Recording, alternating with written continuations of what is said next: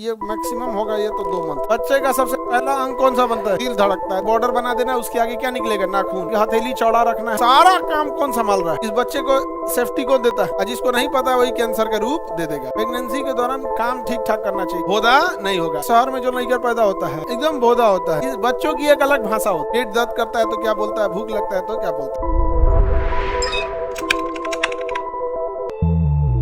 Zygote के बाद बच्चा ऐसा बनना चालू होता है। सबसे पहले उसे चौथे से छठे सप्ताह में उसका दिल धड़कता है। चौथा से छठे सप्ताह के बीच उसका क्या होगा? दिल धड़कता है। तो सबसे पहला अंग कौन सा बनता है? बच्चे का सबसे पहला अंग कौन सा बनता है? हृदय बनता है। क्या बनता है? हृदय बनता है। किसी को दिक्कत? ये थोड़ा सा बड़ा हो जाता है। एम्ब्रॉय जब थोड़ा बड़ा हो जाता है तो उसे फीटस कहते हैं, बट है ये एम्ब्रॉय ही। थोड़ा सा क्या हो जाता है? बड़ा हो जाता है। क्या हो गया ये? फीटस। किसी को दिक्कत? क्या कहेंगे इसे? फीटस है। आप अब ये अलग अलग मंथ का होगा, ये मैक्सिमम होगा, ये तो 2 मंथ का होगा। समझ में आ गया कि नहीं आ गया?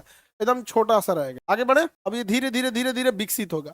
इसे कैसे विकसित करना है, सारा इंफॉर्मेशन हर एक कोशिका के डीएनए के पास है। जैसे जो चमड़ा है, तो चमड़ा के सभी डीएनए को पता है कि हमको किस टाइप का चमड़ा कहाँ बनाना है। जैसे केहुनी के पास एक्स्ट्रा चमड़ा बनाना है, क्योंकि ये फ्लेक्सिबल है। देखिए केहुनी मुड़िएगा तो यहाँ पे गुच्छा में से चमड़ा एक्स्ट्रा रह जाता है, बट वो गुच्छा यहाँ नहीं बनेगा। तो चमड़ा के हर एक कोशिका को पता है कहाँ का चमड़ा कैसे रखना है, किस चमड़े में बाल लगाना है, कहाँ पे बाल नहीं लगाना। यहाँ पे बाल लगाने के लिए यहाँ पोर्स जड़ देना है। यहाँ पे किसी का दाढ़ी निकलता है, देखने के लिए ऐसे देखेगा, उठा के देखेगा। यहाँ समझ में आ गया कि हर एक कोशिका को पता है कि उसका क्या काम करना है। तो किसी एक डीएनए को नहीं, हर डीएनए को अपना काम पता है। नाखून के डीएनए को पता है, त्वचा के डीएनए को पता है कि यहाँ जाके रुक जाना है, एक बॉर्डर बना देना, उसके आगे क्या निकलेगा? नाखून।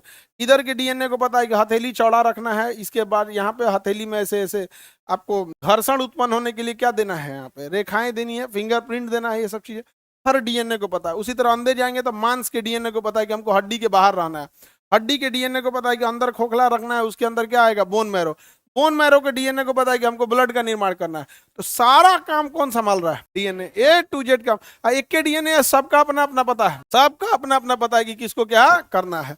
और जिसको नहीं पता वही कैंसर का रूप दे देगा। इसका रूप लेगा, कैंसर का रूप ले लेता है। इसी को प्रॉब्लम। आगे बढ़े। इस बच्चे को सेफ्टी कौन देता है?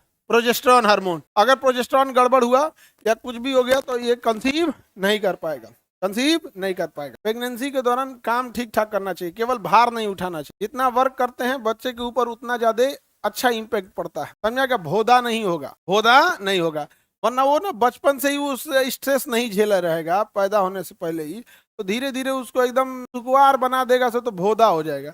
आजकल का देखते हैं शहर में जो लड़का पैदा होता है, हाँ एकदम भोदा होता है। गांव वाला मस्त उसको लहसुन और सरसों तेल खौला के और धूप में ले जाके उससे उसको दादी उसकी मालिश की है, बढ़िया है। नहीं समझाएगा? दादी लोग खाली रहती हैं, बैठ जाएंगे ऐसे पैरवा पे बैठा देंगे उसको ऐसे लेटा के मार, और उसकी हड्डियां जुड़ रही होती हैं। हड्डियां जुड़ेगी तो उसको खूब मजा आएगा। हम कहे हुआ वो दिमाग तो काम करे, पता नहीं कौन है ये बूढ़ी अम्मा। हाँ समझ में आ गया कि नहीं आ गया? उसको पूरा आराम मिलेगा। दोनों मुँह बहुत खुश होता है तो दोनों हाथ मुँह में रख लेगा। समझ में आ गया? एकदम समझे, एकदम खुश है उसे।